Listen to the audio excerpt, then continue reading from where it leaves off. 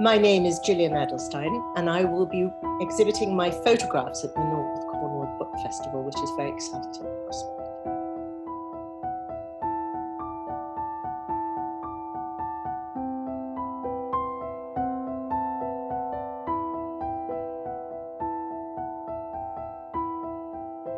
I had the honour and privilege to make an appearance at the North Cornwall Literary Festival last year, which was very memorable. What I did was kind of add more documentary portraits of the novelists as we were going along. And so I set up kind of ad hoc little portrait locations. I photographed and had the luck and the privilege of photographing people like Michael Morpurgo, Tracy Thorne, Deborah Moggock, Zafar Kunyar, and David Nichols are the names that I remember off the top of my head, and many more.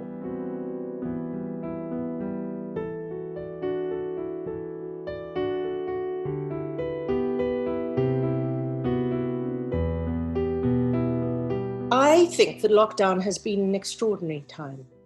It's forced oneself back on oneself, a kind of reappraisal, reevaluation.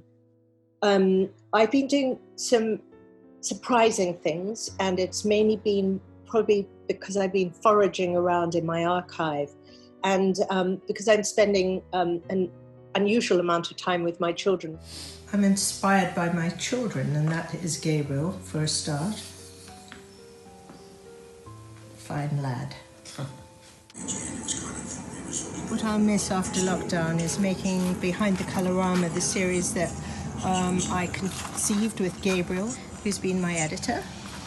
And that will be something I will miss quite a lot. We've made 11 now. We're on the last one, the 12th, and I will definitely miss that when lockdown ends.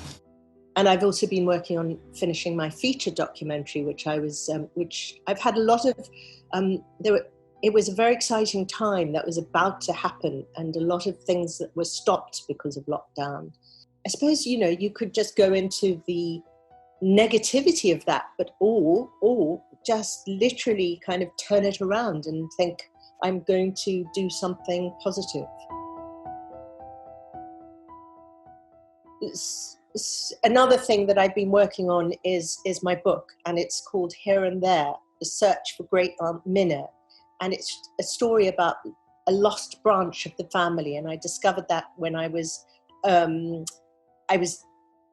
40 years old or something, and discovered that my great aunt who had been living in Latvia, where my grandfather and her other 3 brothers had gone to Africa.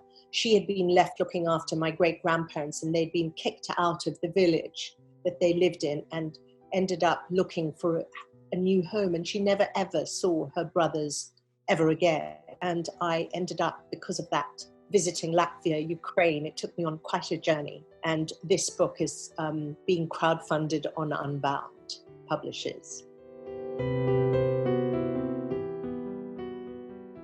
The first time that I went to Cornwall is quite a long time ago for something that stands out in my career, because it was I was commissioned by Colin Jacobson, who was the photo editor on the newly created independent magazine, which was setting a new bar, I think, in photography and the visual image.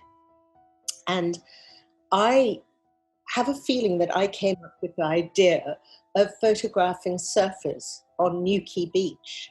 And so I arrived in Newquay and had to find a family and kind of embedded myself with them and photographed this young surfer going down to the beach. And it was kind of dramatic black and white image. Subsequently, my visits back to Cornwall have either been for professional reasons or obviously pleasure. Also, I met a man called Tim Andrews, who has a debilitating Parkinson's disease. And it's a very fascinating story, because he was a lawyer and he was diagnosed with Parkinson's, and he answered an ad in Time Out, I think the photographer Rankin, was looking for models. And he so enjoyed the process of being photographed that he then turned it around and offered himself up to now hundreds of photographers to photograph him using his body as a canvas. A lot of the photographs have been him naked, and he, in fact, once wrote a piece for me about what it meant for him, and it was about the concept of consumption, how his body was being consumed by this disease. And I photographed him high up on a cliff in Cornwall. We went down, I went with him for a few days, and that was both extraordinary, haunting and poignant time for me anyway. He's a rather special man, and so I speak of it with some emotion because it was special and a very good experience.